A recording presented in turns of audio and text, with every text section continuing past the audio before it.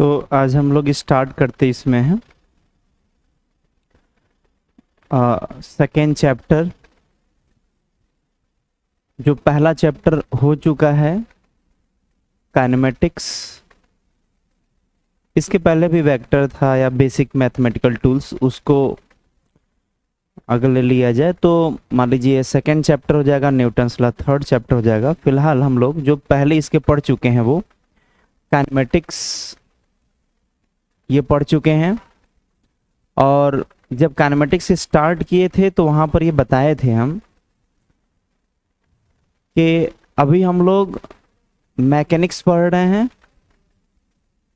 11th का ये एक सेक्शन है मैकेनिक्स सेक्शन, और मैकेनिक्स में भी हम लोग किसी भी पार्टिकल का, मान लेते हैं यहाँ पर कोई पार्टिकल किसी सरफेस पर या कोई बॉडी जो है किसी सरफेस पे कोई बॉडी रखा हुआ है, तो हम लोग इसके फोर्स के बारे में, वेलोसिटी के बारे में, इसके डिस्प्लेसमेंट के बारे में, इन सभी के बारे में हमें पढ़ना है। मतलब उसके मोशन के बारे में पढ़ना है, ब्लॉक के। मतलब उसको हम लोग एक वर्ड में अगर यूज किया जाए तो डायनेमिक कह सकते हैं। हमें पार्ट को पढ़ना है। तो जो डायनेमिक पार्ट है मैकेनिक्स में, मैकेनिक्स का जो डायनेमिक पार्ट है, इसको भी दो पार्ट में कैटेगराइज किया गया है। एक काइनेमेटिक्स और दूसरा काइनेटिक्स।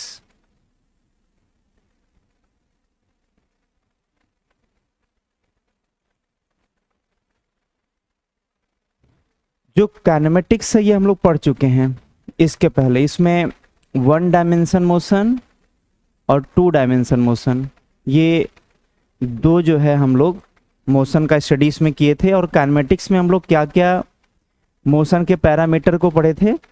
तो काइनेमेटिक्स को सिंपली अगर हमें बोल रहा हूँ कि काइनेमेटिक्स होता क्या है, तो इसमें ये कह सकते हैं कि स्टडी ऑफ द मोशन।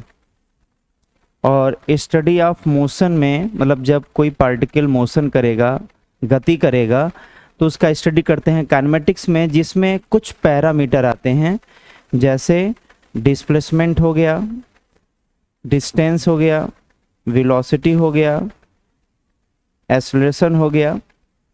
ये सब जितने भी पैरामीटर पढ़े हैं ये सब कुछ काइनेमेटिक्स में हम लोग पढ़े हुए हैं। तो काइनेमेटिक्स में हम लोग मोशन का स्टडी करते हैं, जबकि काइनेटिक्स में क्या करते हैं हम लोग, जो है काइनेटिक्स में कॉज ऑफ मोशन के बारे में पढ़ते हैं। क्लियर ना? मतलब मोशन स्टार्ट हुआ तो स्टार्ट होने के बाद के पैरामीटर ये हैं कि जब मोशन स्टार्ट हो गया तो कितना डिस्प्लेसमेंट है, वेलोसिटी कितना, एक्सेलरेशन वगैरह वगैरह। लेकिन स्टार्ट हुआ क्यों, वो चलना कैसे स्टार्ट किया, तो हम लोग उसके कारण के बारे में जानते हैं कि मोशन होने का कारण क्या है। तो कॉज ऑफ मोशन के बारे में पढ़ते हैं काइनेटिक्स में। और इसमें जो है कोई पार्टिकल चलता है, फोर्स उसके ऊपर लगने के वजह से, मतलब हम लोग काइनेटिक्स में फोर्स के बारे में पढ़ेंगे। क्लियर? हम लोग काइनेटिक्स चैप्टर में या काइनेटिक पोर्शन में हम लोग फोर्स के बारे में पढ़ेंगे। और फोर्स के बारे में पढ़ने के लिए हम लोग वहीं स्टार्ट करेंगे आज chapter Newton's law of motion. Clear? ठीक है, तब हम आते हैं next Newton's law of motion पर।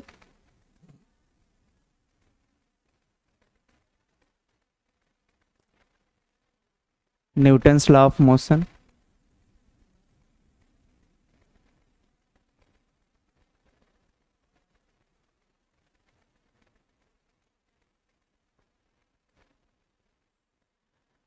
तो न्यूटन्स लॉ ऑफ मोशन में चूंकि हमें स्टडी करना है काइनेटिक्स वाले पोर्शन को, और जो काइनेटिक्स वाला पोर्शन है उसमें हम लोग उसके मोशन के कारण के बारे में जानते हैं कि मोशन हुआ कैसे।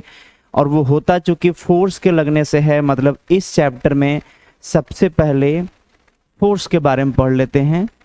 फोर्स जिसके वजह से पार्टिकल में मोशन आया। फोर्स को अगर हमें डिफाइन करना हो तो जैसे हम लोग प्रैक्टिकल भाषा में रफ्तार शब्द यूज करते हैं तो उसको फिजिक्स में स्पीड बोला जाता है। रफ्तार को घटाने बढ़ाने की बात करते हैं प्रैक्टिकल बोलने चालने की भाषा में, उसको हम लोग फिजिक्स में जो है एक्सेलरेशन बोलते हैं।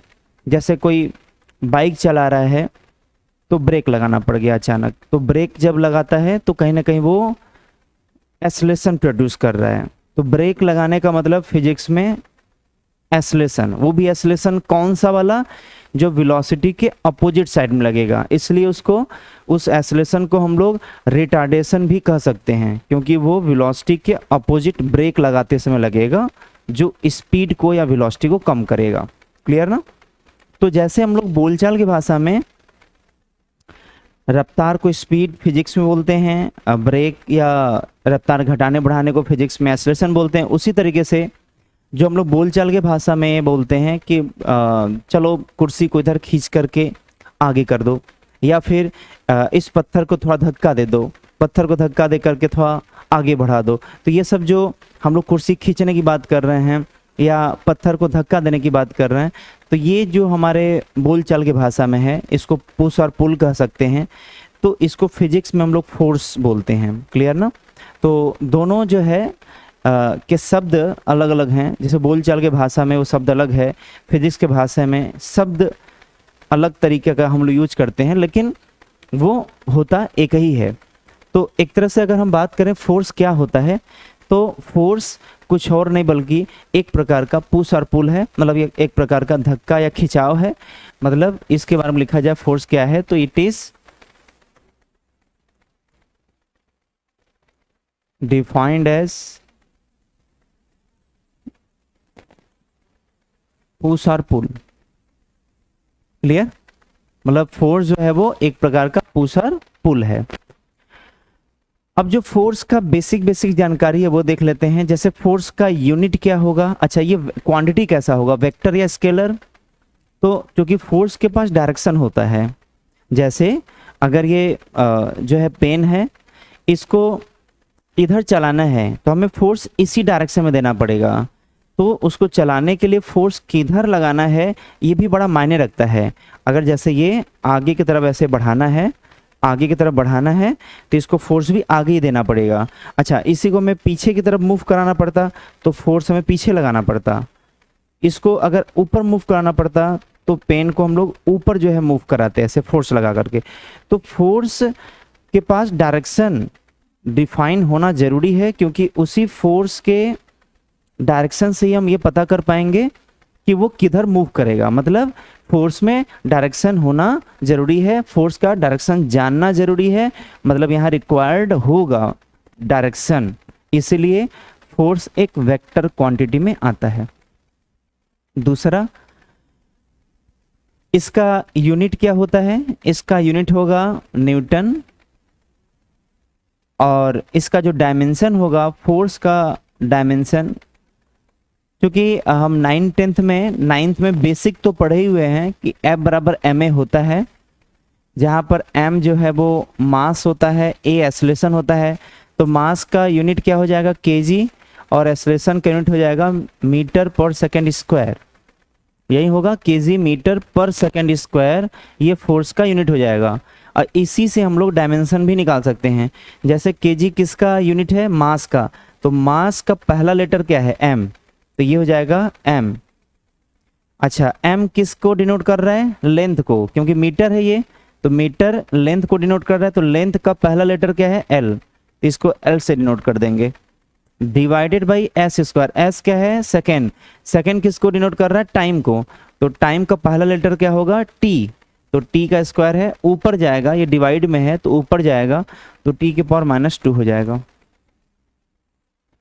ये जो है डायमेंशन आ गया। और 1 न्यूटन इज इक्वल टू, ये 1 न्यूटन इज इक्वल टू होता है ये 1 kg मीटर पर सेकेंड स्क्वायर। इसका 1 न्यूटन इसके 1 kg मीटर पर सेकेंड स्क्वायर के बराबर होता है। तो ये लिखा जा सकता है 1 kg मीटर पर सेकेंड स्क्वायर। क्लियर? और ये इसका एसआई यूनिट है, एसआई यूनिट है, फोर्स यूनिट इन सीजीएस। ये क्या होगा, ये डाइन होता है, क्लियर ना। फोर्स का सीजीएस में यूनिट क्या होता है, डाइन होता है। तो यहां से अगर बात किया जाए कि 1 न्यूटन में कितने डाइन, तो ये हो जाएगा 10⁵ डाइन। अच्छा, 1 न्यूटन में 10⁵ डाइन आया कैसे, तो हमें पता है कि 1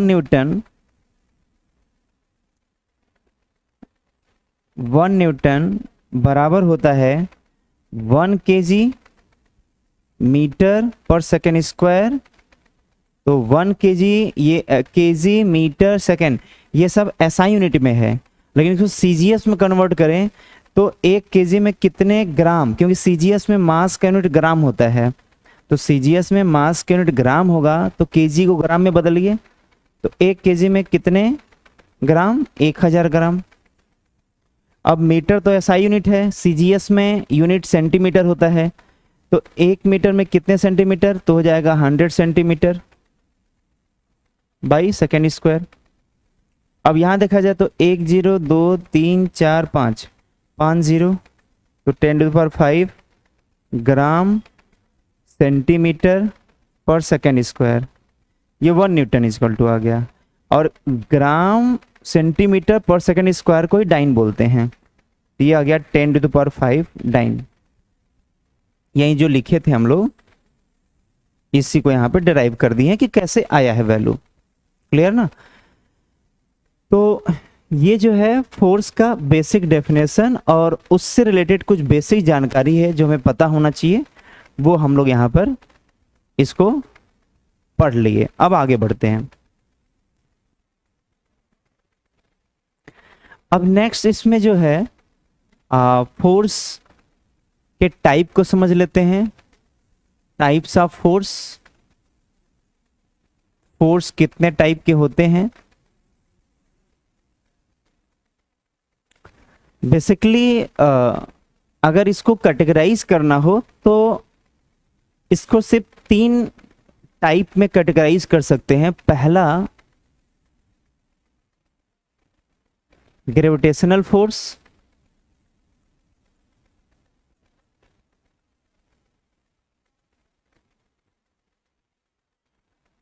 ग्रेविटेशनल फोर्स ये किसके बीच लगता है, 2 मास m1 और m2 जब r डिस्टेंस पर होते हैं तो वहां पर उनके बीच अट्रैक्शन फोर्स लगता है, 2 मास के बीच अट्रैक्टिव फोर्स लगता है। तो जो एक दूसरे को अट्रैक्ट करते हैं एक दूसरे की तरफ, मान लेते हैं F से, तो यही जो फोर्स है वो ग्रेविटेशनल फोर्स। तो ग्रेविटेशनल फोर्स होता क्या है, तो ग्रेविटेशनल फोर्स होता है मास और मास के बीच लगने वाले अट्रैक्टिव फोर्स, क्लियर, वो ग्रेविटेशनल फोर्स कहलाता है। सेकंड आते हैं, सेकंड है इलेक्ट्रोमैग्नेटिक फोर्स।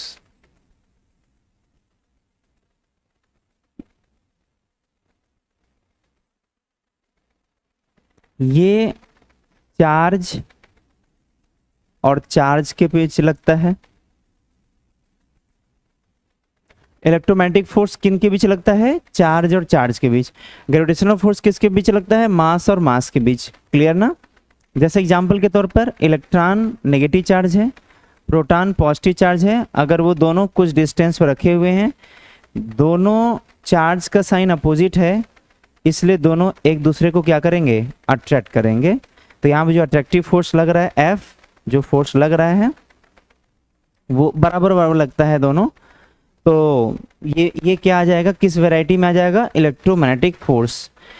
तो टाइप्स ऑफ फोर्सेस में, फोर्स में एक तो टाइप ये हो गया, दूसरा टाइप ये हो गया, तीसरा जो है न्यूक्लियर फोर्स होता है।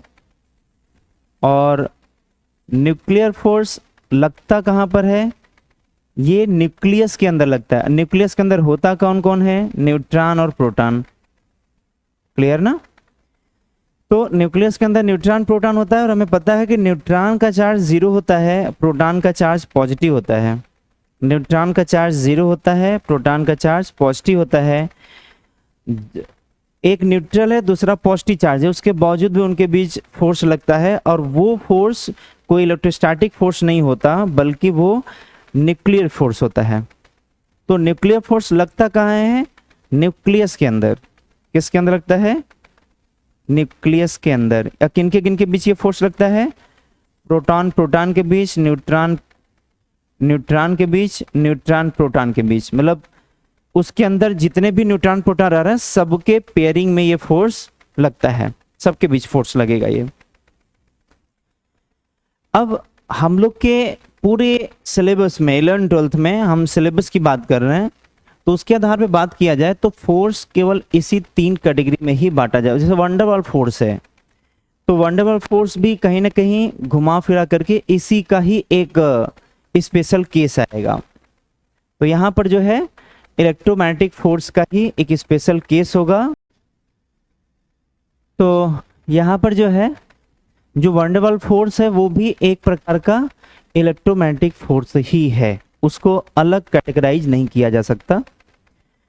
तो बेसिकली ये 3 टाइप का फोर्स होता है जो हम लोग के 11 12th के सिलेबस के बेस पे बात करें तो यही 3 टाइप का फोर्स। लेकिन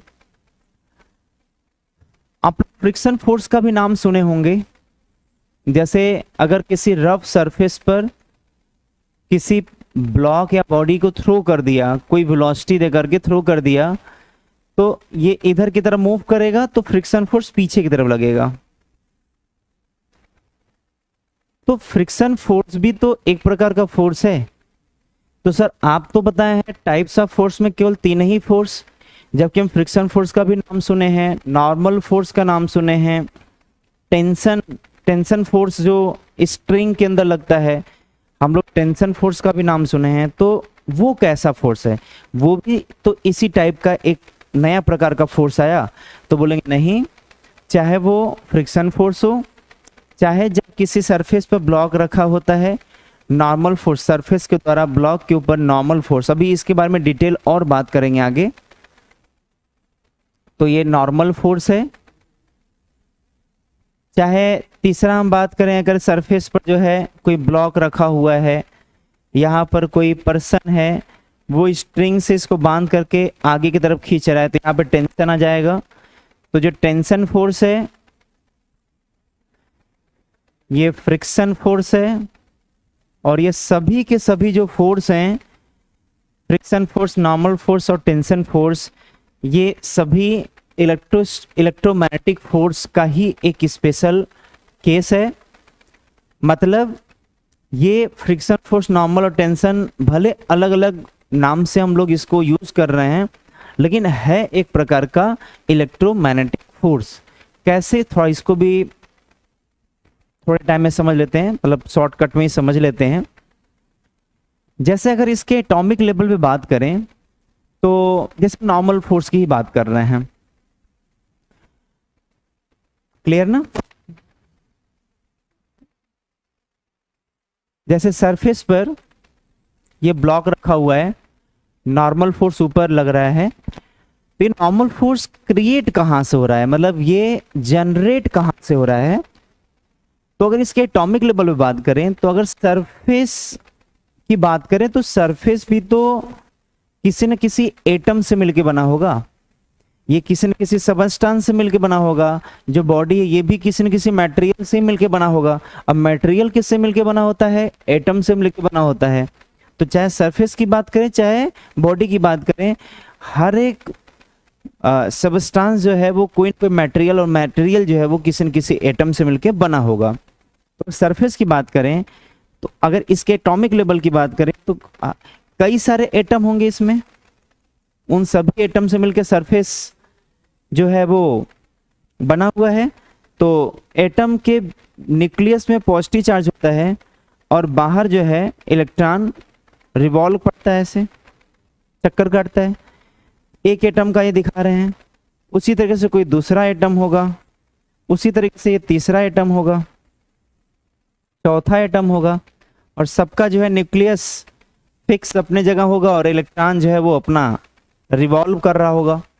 तो इस तरीके से बहुत सारे एटम से मिल करके सरफेस बना होगा, इसी से सरफेस बना होगा। ऐसे भले ही 1 2 3 4 दिखा दे रहे, लेकिन ऐसे लगभग 10⁻23 के ऑर्डर के होंगे एटम। और उसके ऊपर जो ये ब्लॉक रखे होंगे, तो ब्लॉक भी एटम से मिलके बना होगा, तो उसका भी पॉजिटिव मतलब न्यूक्लियस सेंटर पर और उसके चारों तरफ जो है वो इलेक्ट्रॉन रिवॉल्व करता होगा। क्लियर ना? तो यहां पर जो है जब एक सरफेस के मतलब सरफेस के ऊपर जब ब्लॉक को रखते हैं, ऐसे ऐसे बहुत सारे एटम होंगे जो इस एटम के ऊपर भी होंगे। तो जब पॉजिटिव चार्ज के नजदीक आता है, जैसे ये सरफेस है, ये ब्लॉक है, जब इसके पास ऐसे लेकर के आएंगे, तो जब इसके ऊपर आ जाएगा तो पॉजिटिव के नजदीक आता है। और हमें पता है, मतलब ये बेसिक है वैसे, कि जैसे पॉजिटिव चार्ज और नेगेटिव चार्ज एक दूसरे को अट्रैक्ट करता है, उसी तरीके से नेगेटिव चार्ज या पॉजिटिव चार्ज एक दूसरे को रिपल्सन देता है, मतलब रिपेल करता है। तो सेम नेचर का जब चार्ज होता है तो एक दूसरे को रिपल्सन देगा। तो ये पॉजिटिव चार्ज है, तो ये पॉजिटिव इस पॉजिटिव को रिपल्सन देगा ऊपर की तरफ, ये भी पॉजिटिव इस पॉजिटिव को ऊपर रिपल्सन देगा, ये भी इसको ऊपर रिपल्सन देगा। और ऐसे बहुत सारे, मतलब वही बोला ना 10⁻23 के ऑर्डर के एटम, मतलब बहुत सारे एटम हैं और सभी कुछ न कुछ फोर्स से उसको ऊपर रिपेल कर रहे होंगे। तो यहाँ पर इसको मान लेते हैं डीएन। तो डीएन मतलब बहुत छोटा नॉर्मल का वैल्यू जो इस एटम के द्वारा इस एटम पे लग रहा है। और जब ऐसे ऐसे बहुत सारे जो डीएन वैल्यू हैं, जब इसको सभी को जोड़ते जाएंगे तो ये सब मिल करके एक बड़ा वैल्यू देगा, एक बड़ा नॉर्मल वैल्यू देगा, और वो उसको डिनोट करते हैं हम लोग एन से। तो कहीं ना कहीं ये जो एन जो नॉर्मल फोर्स आया है, वो कहीं ना कहीं चार्ज के बीच जो रिपल्सन हुआ है उसी की वजह से आया है। तो भले नाम दिया गया हो नॉर्मल फोर्स, लेकिन वो है एक प्रकार का क्या, पॉजिटिव के द्वारा पॉजिटिव में जो रिपल्सिव फोर्स आया है वो रिपल्सिव फोर्स ही है। और जो पॉजिटिव चार्ज के बीच रिपल्सिव फोर्स आया है, तो उस रिपल्सिव फोर्स को ही तो हम लोग क्या बोल रहे हैं, चार्ज के बीच जो अट्रैक्टिव या रिपल्सिव फोर्स आता है उसी को क्या बोलते हैं, इलेक्ट्रोमैग्नेटिक फोर्स। तो नॉर्मल एक प्रकार का इलेक्ट्रोमैग्नेटिक फोर्स है। क्लियर ना? अच्छा, थोड़ा अगर जिक्र हम लोग ये कर लिए हैं कि पॉजिटिव ऊपर वाले पॉजिटिव को रिपल्सन दे रहा है, तो ये वाला भी पॉजिटिव चार्ज इस पॉजिटिव चार्ज को भी रिपल्सन देगा नीचे की तरफ, और ये भी डीएन होंगे सब। क्लियर ना? तो अब ये भी डीएन मिल करके एन बना देगा, टोटल सब जोड़ेंगे तो एन के बराबर आ जाएगा। तो अगर इसी को कंबाइंड फॉर्म में अगर रिप्रेजेंट करें, अच्छा ये एटम किसके वाले का था, ब्लॉक वाले का था। तो ब्लॉक वाले पर सभी डीएन मिलकर किधर फोर्स लगाएगा, ऊपर की तरफ। अच्छा ये सब एटम किसके थे, सरफेस वाले के थे। तो ये सभी मिल करके डीएन नीचे की तरफ एन देगा सरफेस पर। जो कि दोनों बराबर फोर्स होते हैं, दोनों चार्ज जो एक दूसरे को या तो अट्रैक्ट करें, या पॉजिटिव होता या नेगेटिव होता तो रिपेल करता, तो जो फोर्स लगता है अट्रैक्टिव फोर्स या रिपल्सिव फोर्स वो बराबर होता है। इसलिए यहाँ पर दोनों वैल्यू क्या आएगा, बराबर आएगा, और डायरेक्शन में अपोजिट होंगे। क्लियर ना? ये तो हो गया नॉर्मल फोर्स को। जैसे नॉर्मल फोर्स को एक्सप्लेन किए हैं उसी तरीके से फ्रिक्शन फोर्स हो गया, चाहे टेंशन फोर्स, वो सभी जो है, जैसे टेंशन आया है स्ट्रिंग के अंदर, तो स्ट्रिंग किससे मिलके बना है, एटम से। तो वहां भी एटम से मिल करके एक स्ट्रिंग बना, तो एटम के बीच जो अट्रैक्टिव फोर्स है, उसी अट्रैक्टिव फोर्स की वजह से वो स्ट्रिंग टूटता नहीं है, लेकिन स्ट्रिंग को बहुत ज़्यादा फोर्स लगा दें, अगर वो जो हम बाहरी फोर्स लगा रहे हैं स्ट्रिंग को खींच रहे हैं, अगर वो एटम एटम के बीच लगने वाला अट्रैक्टिव फोर्स से, जो एटम एटम के बीच अट्रैक्टिव फोर्स लग रहा है उससे अगर हम ज़्यादा फोर्स से खींच दें तो वो एटम एटम के बीच जो अट्रैक्टिव फोर्स था वो अब डिसअटैच हो जाएगा, मतलब एटम एटम जो है वो अब अलग हो जाएंगे। एटम एटम अलग होने का मतलब उसी को हम बोलते हैं स्ट्रिंग टूट गया। क्लियर ना?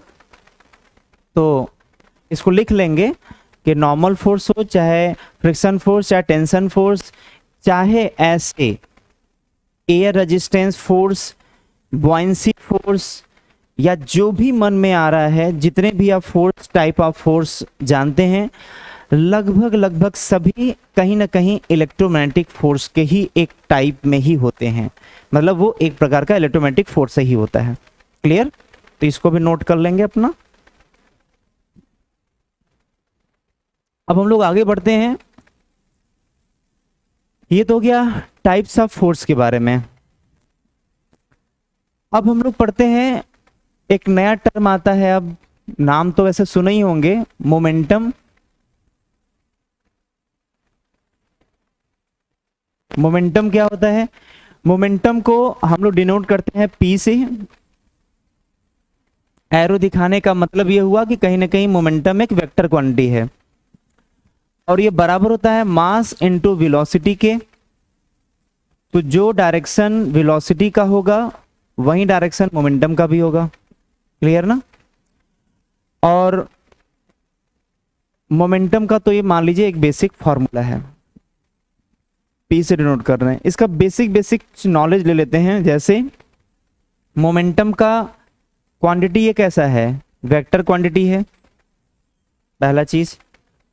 दूसरा, इसका यूनिट क्या होगा? तो केजी, ये मास है, यहां पे एम क्या है? मास। वी क्या है? वेलोसिटी। और पी तो मोमेंटम है ही इसमें। क्लियर ना? तो मोमेंटम एक वेक्टर क्वांटिटी है, इसका यूनिट होगा केजी मीटर पर सेकेंड। और मोमेंटम का जो डायमेंशन होगा वो क्या होगा? तो देखिए, मोमेंटम का डायमेंशन निकालना है तो केजी किसका यूनिट है? मास का। तो मास का पहला लेटर क्या है? एम। एम किसका यूनिट बताता है? लेंथ का। मीटर है तो मीटर लेंथ का होगा। लेंथ का पहला लेटर एल। ये डिवाइड में है, टाइम है, वो ऊपर जाएगा तो टी के ऊपर -1। ये इसका डायमेंशन हो गया। और डायरेक्शन ऑफ मोमेंटम मतलब P will be in direction of velocity।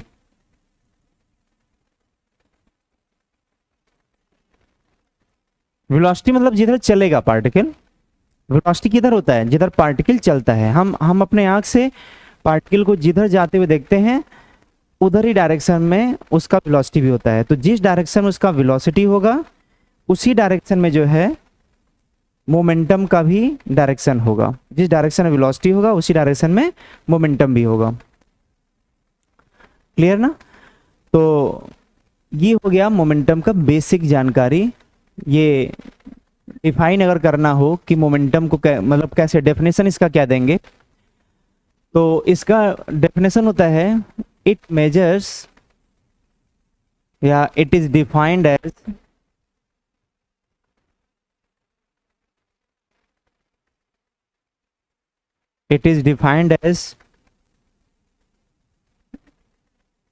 total quantity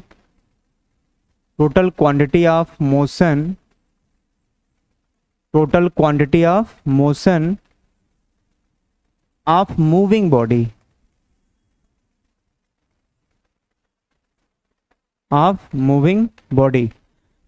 इसको सिर्फ याद कर लेंगे, वैसे ये अलग है। क्लियर ना? मतलब मोमेंटम को डिफाइन करना हो तो it is defined as simply क्या कि total quantity of motion of the moving body, मतलब किसी मूविंग बॉडी का टोटल जो क्वांटिटी ऑफ मोशन है, मोशन का जो क्वांटिटी है उसको हम लोग मोमेंटम बोलते हैं।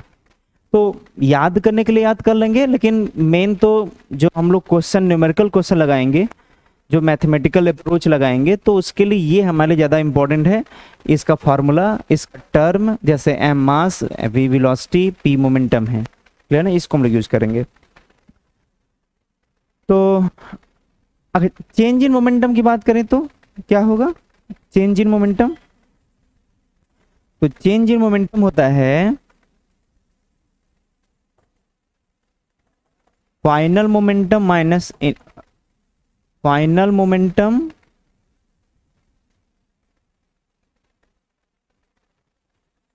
Final momentum minus initial momentum. इसको डिनोट कर सकते हैं डेल्टा पी से, ये होगा P final minus P initial. और अगर मास जो है वो कांस्टेंट है, अगर मास नहीं बदल रहा है किसी बॉडी का, तो डेल्टा पी जो है वो हो जाएगा, जो कि P equal to M V होता है, तो यहाँ हो जाएगा M V final minus M V initial. यहाँ से एम बाहर निकाल देंगे, V final minus V initial, या इसको ऐसे भी लिख सकते हैं एम डेल्टा वी, ये हो जाएगा डेल्टा पी। अगर लिखना हो तो ऐसे भी लिख सकते हैं चेंज इन मोमेंटम को। और direction of change in momentum क्या होगा, मतलब चेंज इन मोमेंटम का डायरेक्शन कितना होगा, तो चेंज इन मोमेंटम का डायरेक्शन चेंज इन वेलोसिटी के डायरेक्शन में होगा। जैसे मोमेंटम वेलोसिटी डायरेक्शन में है, वैसे change in momentum change in velocity की डायरेक्शन में होगा, क्लियर। ये हो गया मोमेंटम का बेसिक। ये सब बेसिक बेसिक चीजें, पहले इसको हम लोग पढ़ लेते हैं, सुन लेते हैं, सीख लेते हैं, समझ लेते हैं, तो उसके बाद फिर इसी का हम लोग आगे यूज करेंगे जब आगे हम लोग जो है और डिटेल पढ़ेंगे, तो मोमेंटम का ये सब फॉर्मूला वहाँ पे यूज पड़ेगा, क्लियर ना। तो इसको आप लोग नोट कर लीजिए, फिर आगे बढ़ते हैं।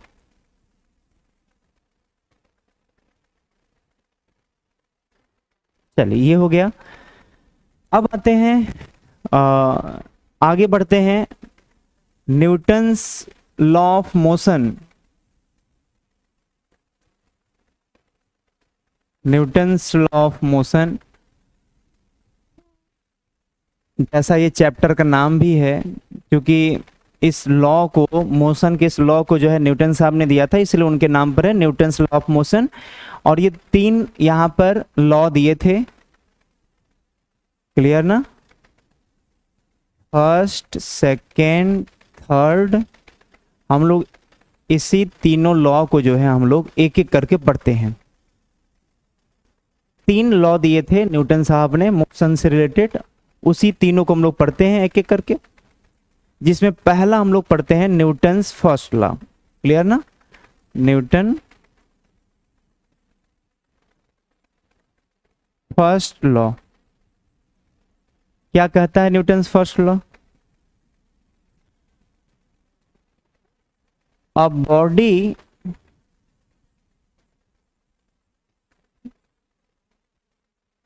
continues to be in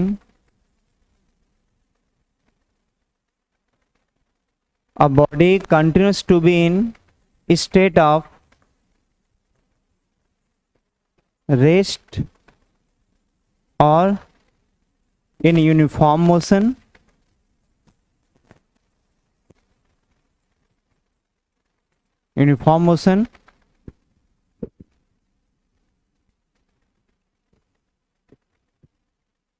until and unless, अभी पहले लिख लेते हैं फिर इसका डिटेल समझते हैं अच्छे से। until and unless it experiences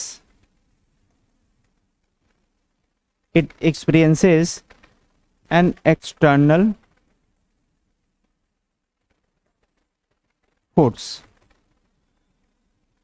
चलिए, ये तो फर्स्ट लॉ का डेफिनेशन हो गया कि इसमें हमें डिफाइन करना हो फर्स्ट लॉ को, तो कैसे हम डिफाइन करेंगे, तो ये है, इसका मतलब समझते हैं इसमें। जैसे इसके कहने का मतलब ये है कि अगर सरफेस पर कोई पार्टिकल या बॉडी रखा हुआ है, या सरफेस पर कोई पार्टिकल ऐसे कांस्टेंट वेलोसिटी से चल रहा है,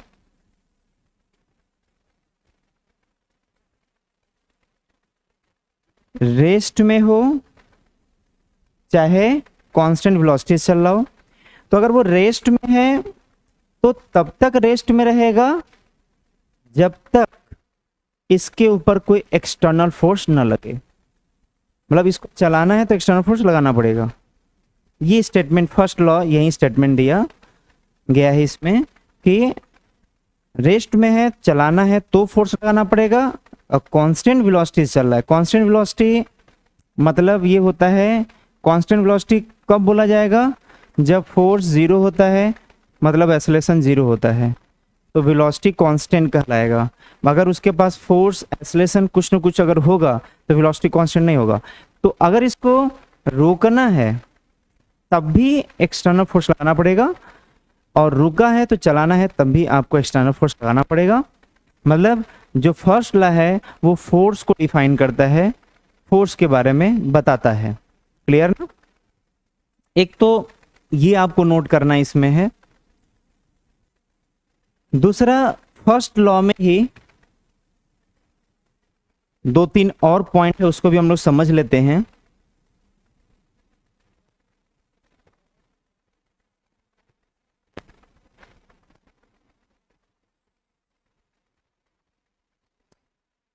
जैसे इसमें एक पॉइंट और ये बोला जाता है कि body opposes an external change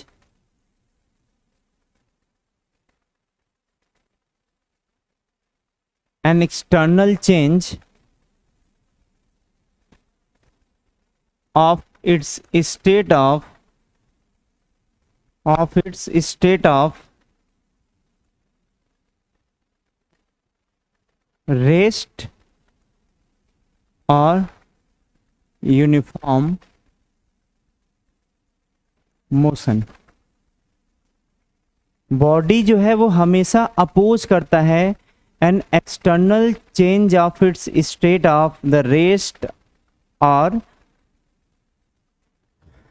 uniform motion. इसका मतलब ये हुआ, चलिए एक दो पॉइंट और लिख लेते हैं, फिर उसके बाद इसको एग्जाम्पल के साथ समझते हैं। मास measures the inertia of body। Body के इनर्शिया को मास मेजर करता है। मतलब कि larger mass has more inertia। मतलब मास जो है वो डायरेक्टली प्रोपोर्शनल किसके होता है, इनर्शिया के। जिसका इनर्शिया ज्यादा होगा उसका मास ज्यादा होगा, या जिसका मास ज्यादा होगा उसका इनर्शिया भी ज्यादा होगा। अब ये जितने स्टेटमेंट लिखे हुए हैं इसको हम लोग समझ लेते हैं। जैसे हम दो मास अलग अलग लेते हैं, एक 10 kg का और एक 100 kg का। दोनों को जो है हम लोग बराबर बराबर फोर्स, बराबर बराबर टाइम के लिए एक्ट फॉर टी टाइम, और ये भी फोर्स लगाते हैं फॉर टी टाइम। मतलब बराबर बराबर फोर्स बराबर बराबर टाइम के लिए 10 kg के ऊपर भी लगाते हैं और 100 kg के ऊपर लगाते हैं। मान लेते हैं ये चला आगे S1 डिस्टेंस और ये चला S2 डिस्टेंस, तो कौन ज्यादा चलेगा, S1 ज्यादा होगा या S2 ज्यादा होगा? तो जैसा हमें पता है कि अगर हम बराबर बल लगा रहे हैं, बराबर फोर्स लगा रहे हैं, जो हल्का मास है उसको उतने ही टाइम में ज़्यादा डिस्टेंस कवर करा देंगे।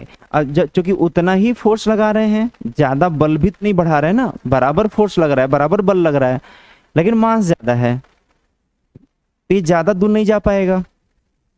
मतलब यहाँ पर S1 जो है वो क्या होगा, ज़्यादा होगा S2 से।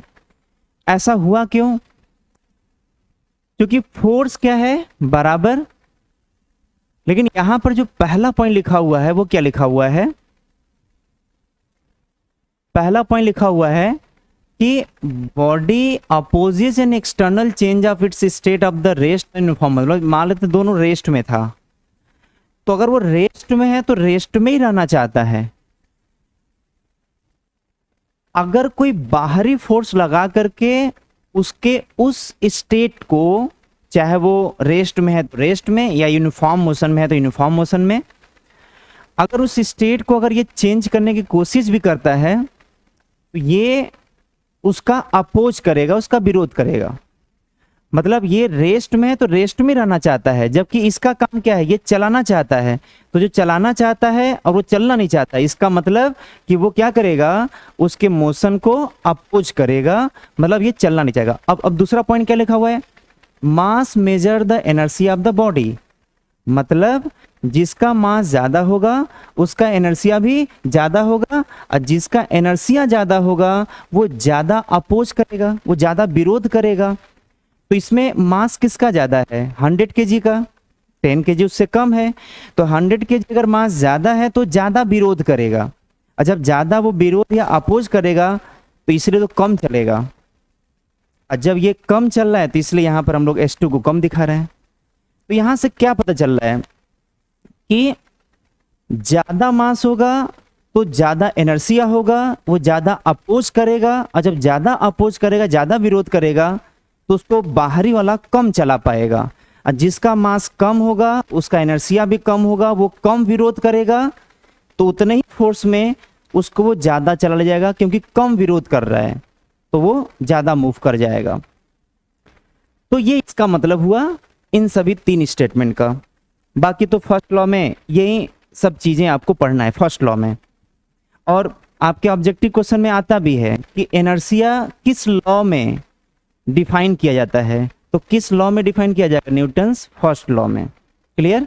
इसको आप लोग नोट कर लीजिए, फिर आगे बढ़ते हैं।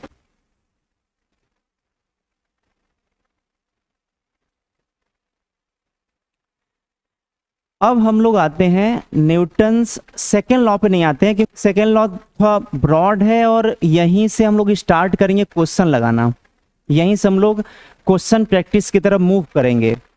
इसलिए अभी सेकेंड लॉ को ना पढ़ करके पहले थर्ड लॉ को पढ़ लेते हैं, क्योंकि है ये छोटे में समाप्त हो जाएगा। फिर सेकेंड पर जब आएंगे तो यहीं से हम लोग डिटेल और अंदर तक चलते जाएंगे, क्वेश्चन भी यहाँ पे सॉल्व करेंगे। तो फिलहाल अभी हम लोग क्या पढ़ते हैं, न्यूटन्स थर्ड लॉ।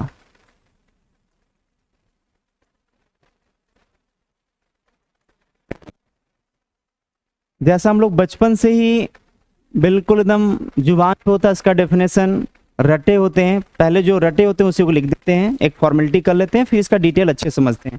क्या होता है, टू एवरी एक्शन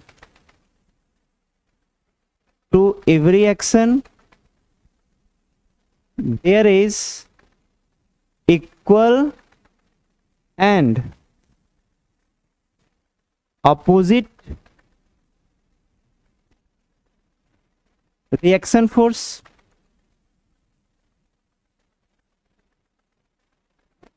ये तो याद करने के फॉर्मेलिटी के तौर पे हो गया, इसका हम लोग डिटेल समझते हैं क्या मतलब हुआ इसका।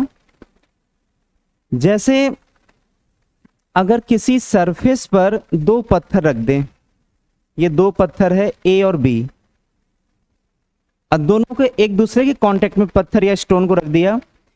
अगर हम इसको इधर फोर्स लगाएंगे, इधर फोर्स लगाएंगे, तो B वाला A वाले पर फोर्स लगाएगा। जैसे हम इसको B वाले को आगे धक्का दिए तो B वाला भी A को आगे धक्का देगा, तभी तो दोनों साथ साथ चलेंगे। तो अगर हम बात करें A पर, तो A पर B वाला किधर धक्का दिया होगा, इधर ही तो धक्का दिया होगा, तभी तो ब्लॉक आगे जा रहा है। उसको मान लेते हैं n से डिनोट करते हैं। तो न्यूटन थर्ड लॉ ये बोलता है, न्यूटन का जो तीसरा नियम है ये बोलता है कि अगर B वाला A पर n फोर्स लगा रहा है इस डायरेक्शन में, तो A वाला भी B के ऊपर उतना ही फोर्स लगाएगा उसके अपोजिट डायरेक्शन में। अब इसको डेफिनेशन समझते हैं, क्या लिखा हुआ है, टू एवरी एक्शन। अच्छा, एक और कंफ्यूजन आएगा कि सर एक्शन कौन कहलाएगा और कौन रिएक्शन कहलाएगा। जैसे मान लेते हैं कि हम इस बोर्ड को अंदर की तरफ फोर्स दे रहे हैं, तो क्या हमारा बोर्ड को जो फोर्स दिया गया क्या वो एक्शन कहलाएगा? नहीं, ऐसा कोई बात नहीं है। यहाँ पर एक्शन कोई भी हो सकता है। हाँ, अगर किसी एक को, जैसे ये इसको धक्का दिया, ये इसको धक्का दिया, एन से डिनोट कर रहे हैं, तो इसमें अगर इसको एक्शन मान लिया तो ये रिएक्शन माना जाएगा, अगर इसको एक्शन मान लिया तो इसको रिएक्शन मानेंगे। मतलब there is no specific name for a specific force. Clear? Any one of the force is called as the action and other called as reaction. तो यहां पर जो है ए और बी का इस डायरेक्शन में। अच्छा, अब इससे देखते हैं डेफिनेशन से क्या लिखा हुआ है। टू एवरी एक्शन, मान लीजिए एक्शन है, देयर इज इक्वल। अच्छा, इक्वल क्या है? जैसे अगर हम बात करें, ये n1 है और n2 है, तो n1 और n2 जो है वो मैग्नीट्यूड वाइज, मतलब ये इक्वल किसके रूप में दिया हुआ है? मैग्नीट्यूड के फॉर्म में। मतलब उसका जो न्यूमेरिकल वैल्यू होगा वो सेम होगा। अगर ये 10 न्यूटन है तो ये भी 10 न्यूटन होगा, ये 20 न्यूटन है तो ये भी 20 न्यूटन होगा। मतलब दोनों का मैग्नीट्यूड क्या होगा? सेम। अच्छा, ये अपोजिट, ये क्या है? ये डायरेक्शन है। मतलब उसका जो डायरेक्शन, जो दिशा दिया हुआ है, यहाँ पे देखिए ध्यान से, जो n1 n2 है, n1 इधर लग रहा है तो n2 उसके अपोजिट लग रहा है। तो अपोजिट क्या है? इसका डायरेक्शन है। मतलब ये हो गया magnitude wise same, but n1 बराबर होगा माइनस n2। ये हम वेक्टर के फॉर्म में बात कर रहे हैं, वेक्टर के फॉर्म में। तो ये डायरेक्शन वाइज अपोजिट होगा, डायरेक्शन वाइज अपोजिट। क्लियर ना? अच्छा, क्या क्या पॉइंट थर्ड लॉ में जानना है? पहला कि जो एक दूसरे के ऊपर फोर्स लगाएंगे वो बराबर बराबर मैग्नीट्यूड में लगाएंगे। जो दोनों एक दूसरे के ऊपर फोर्स लगाएंगे वो अपोजिट डायरेक्शन में लगाएंगे। पहला पॉइंट ये, दूसरा पॉइंट ये, तीसरा पॉइंट ये जो दोनों फोर्स लगाएंगे वो डिफरेंट डिफरेंट बॉडी पर लगाएंगे। मतलब एक्शन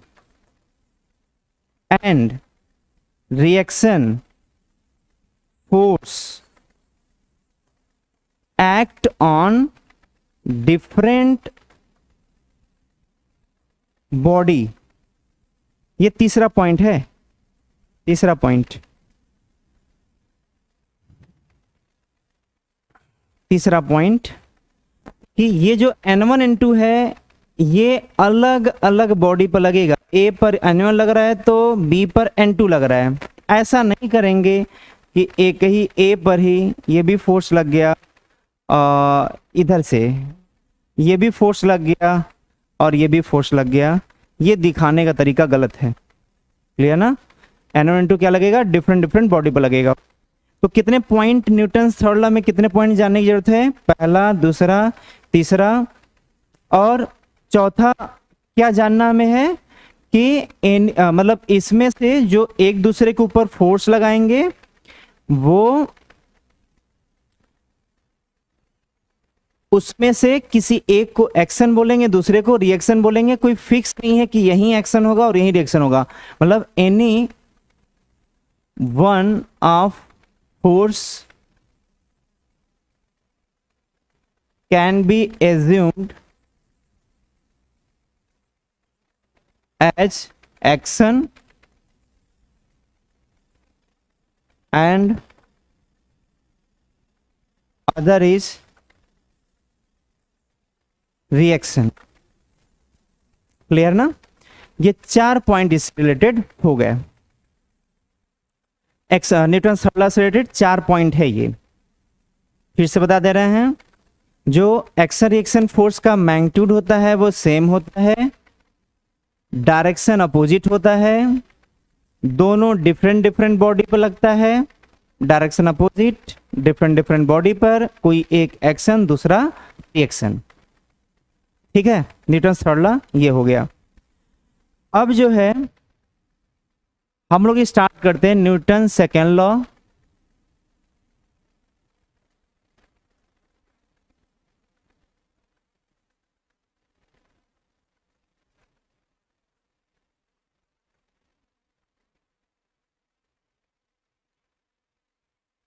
तो न्यूटन सेकेंड लॉ ये जो है, इसमें भी तो बेसिक केवल डेफिनेशन लिखवाए हुए हैं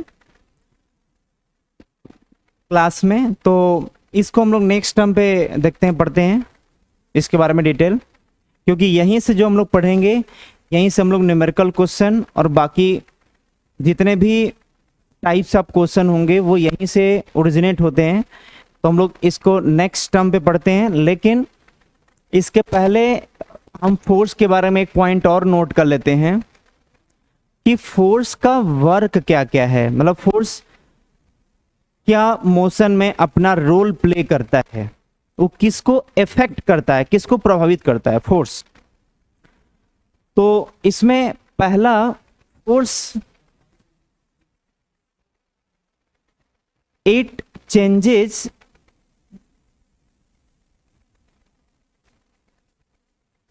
स्पीड ऑफ बॉडी, मतलब फोर्स जो है वो बॉडी के रफ्तार को बदल सकता है। जितना जितना तेजी से चल रहा है बॉडी जो है उसके रफ्तार को वो चेंज कर सकता है फोर्स। पहला वर्क ये है। दूसरा, इट कैन, यहां पे it can changes speed of body, it can changes direction of motion,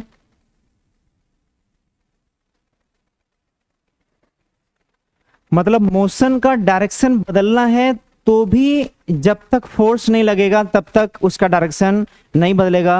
अगर इधर से इधर मुड़ रहा है मतलब उसका डायरेक्शन बदल रहा है, उसका डायरेक्शन बदल रहा है, तो ऐसा तभी होगा जब फोर्स लगता होगा। अच्छा, इसको कंबाइंड फॉर्म में क्या बोल सकते हैं, स्पीड और डायरेक्शन ये दोनों मिल करके वेलोसिटी बोला जा सकता है। तो इट कैन मतलब force can change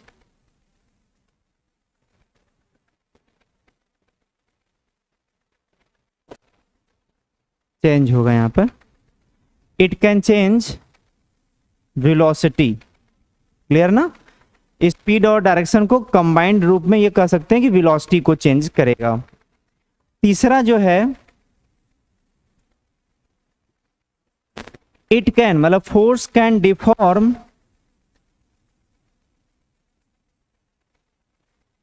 the body,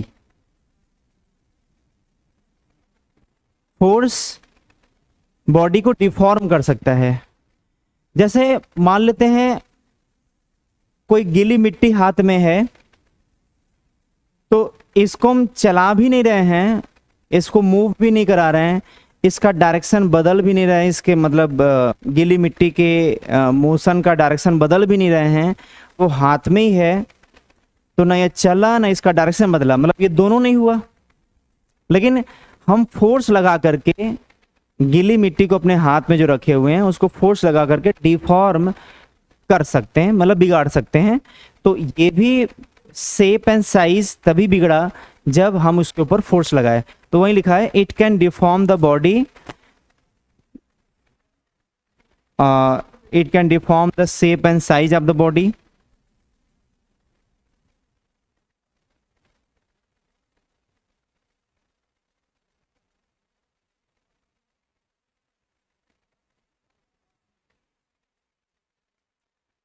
ये फोर्स का वर्क है।